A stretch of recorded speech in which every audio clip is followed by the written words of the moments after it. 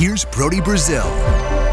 Quick plug for the voicemail hotline. If you've got something to say, phone it in right now at 833-4BRODY. I listen to all of the calls. I get to play back and respond to the very best ones here on future videos. Hey, Brody. This is John David from Houston, Texas.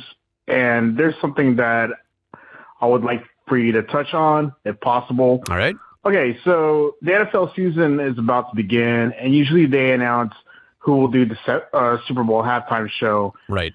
And basically, in my opinion, though, popular consensus wants the newly engaged Taylor Swift to do it, I believe that, the halftime show needs to have either Linkin Park, Metallica, or Green Day.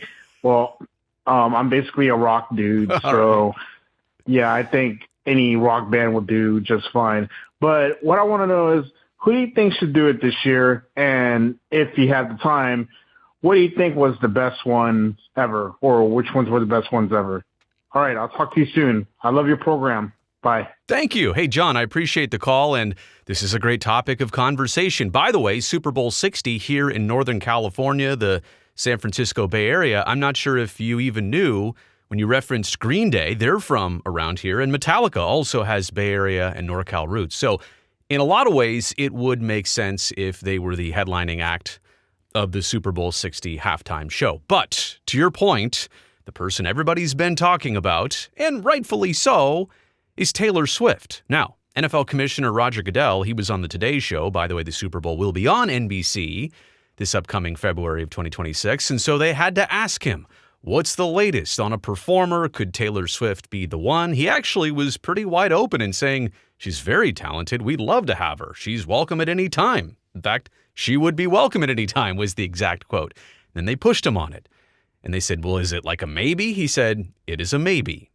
So again, you can take that for what it's worth. I think if there was no chance, he would not lead anybody down that direction. It seems to me like it's not confirmed, but at least that's a conversation. That's something that's out there, that's being discussed. It's wide open. And at this point, I mean, think about the music industry. Think about anybody bigger than Taylor Swift right now. And whether you're a fan or not, I know there's a lot of people who clicked on this video because they saw the thumbnail and they don't want Taylor Swift there for some reason, one reason or another. I'm talking about in the sphere of performers and musicians and somebody with a catalog of music. I mean, she could fill a 3.5-hour concert, no problem. She can fill 13 minutes back to back to back with hit after hit after hit. Somebody of the popularity she's got right now, somebody of the momentum she's got right now, certainly it's not going to change from here in late 25 to early 26. If there's anybody else named to the halftime show besides Taylor Swift at this point, isn't it kind of going to be a letdown for the NFL? Like, the expectation has been built. And yes, her engagement to Travis Kelce is like part of the thing that really makes this feel like it's just going to happen. It's going down that road, right? The connections, the timing, the sequence of this, it all makes obvious sense. If anybody else is announced, though, isn't it kind of a letdown? And again, whether you love her, whether you don't care, whether you dislike her, name somebody bigger in music, like right now, not all time. Right now, name somebody bigger than her. You can't. And if this is the Super Bowl, and if you're really going after the biggest thing, she hasn't done this yet, this is kind of like the time. Also, speaking of time, the timing for her, couldn't be better. Last year, couldn't do this. She was actually, no, I take it back. She had just finished being on tour. I think that wrapped up in December, but it obviously didn't make sense for the last several years. She's been out on that tour for 7.5 years. The Eras Tour, right? So it's over. It's done. She's going to have basically a year to wind down, and the new album is coming out. By the way, that's another thing. Her new album is dropping, I want to say in October, so it's going to be 4 months removed from a most recent album. So new music, she's not on tour anymore. All of this makes a lot of sense. Now, the one thing I want to point out from a sporting aspect, and to kind of get ahead of this before fans start mentioning it, if you think there's a whole the refs love Patrick Mahomes controversy out there, right? And the refs will give him the benefit of the doubt every single time. What do you think's going to happen when the the Chiefs win a couple close games here and there, and if Taylor Swift is named as the Super Bowl halftime performer, like, doesn't the NFL want the Chiefs to be playing in that game with Taylor Swift performing at halftime? That's going to be the likely assumption of fans. Look, I don't think that's a realistic thing to even put out there in the world, but it's something people will be thinking about. Wait, is the league trying to get the Chiefs to the Super Bowl so that they can have this storyline? They can have this, hey, Travis in the game, Taylor performing at halftime.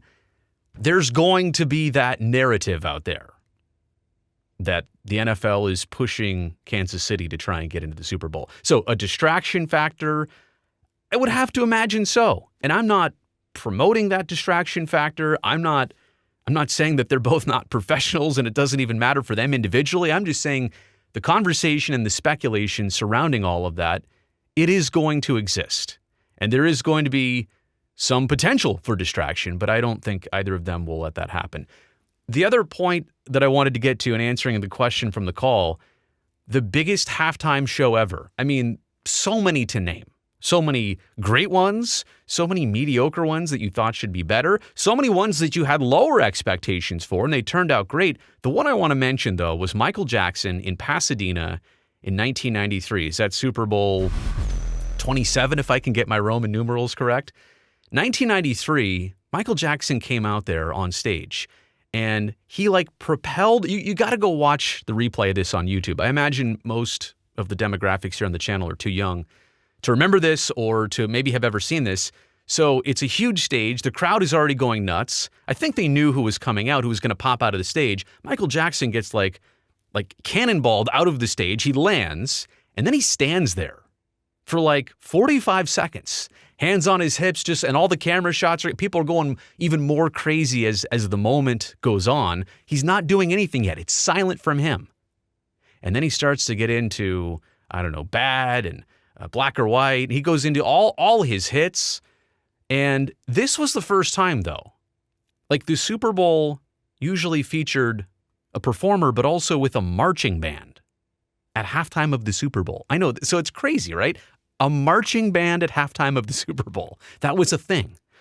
Until Michael Jackson came out all on his own and was the spectacle. And look, he was peaking in the late 80s, early 90s.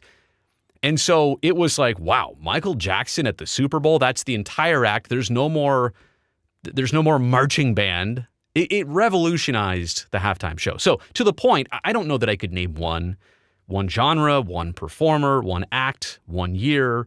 There's been a lot of them that have been great. There have been some, like I said, that just kind of were, okay, back to the game. But I do think that the Michael Jackson in 1993 performance, it changed it, right? It made the halftime show a real thing like we know it today, basically 30 plus years later. So that's what I want to mention. Do I want to see Taylor Swift at the halftime show in Santa Clara for Super Bowl 60? Yes, I do. Like I said, let's put the biggest performer on the biggest stage in the biggest moment. And if you don't enjoy it, look, there'll be another Super Bowl next year. And maybe somebody else will emerge for the next time around. It just seems like all the things are lining up, and this is Taylor's turn right here in Northern California. Let me know what you have to say in the comments section below. Please keep it civil. I don't know why this is going to be such a controversial topic, but I want to hear what people have to say, hopefully more insightful than not. Also, thumbs up while you're down there. Don't forget to subscribe to this channel. I would love to see you back here next time.